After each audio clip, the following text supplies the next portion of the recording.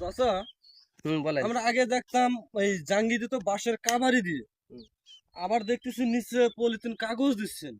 এটার বিষয়টা কি বুঝলাম না, আমি একটু বুঝিয়ে বলেন তো। মানে আসলে আগে এই জায়গায় বাঁশের বাতি দেওয়া হয়েছে, এতে ব্যয়বহুল খরচ, এখন বাঁশ পাওয়া যায় না।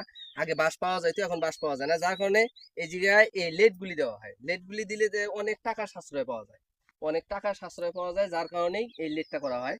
আর এই মালচিং পেপার মানে পলিথিনের ব্যাপারটা যেটা, এইটা দেওয়ার মূল উদ্দেশ্য হলো এই জায়গায় কোনো আগাছা জন্মগ্রহণ করে না। এই যে এই জায়গার মধ্যে আগাছা জন্মগ্রহণ করে, এই জায়গায় কোনো আগাছা জন্মগ্রহণ করে না, যার কারণে এটা দেওয়া হয়েছে। এবং কি কত সুন্দরভাবে দেওয়া হয়েছে যে সুন্দর তাপমাত্রা পায়, সকল গাছগুলি এক সমান থাকে। এই যার কারণে এই লেট প্রসেসিং করা হয়।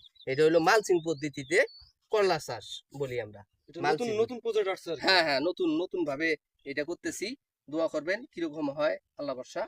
আল্লাহ এবার দেখা যাবে যে কিরকম হয় আর কি, সেটাই আর কি।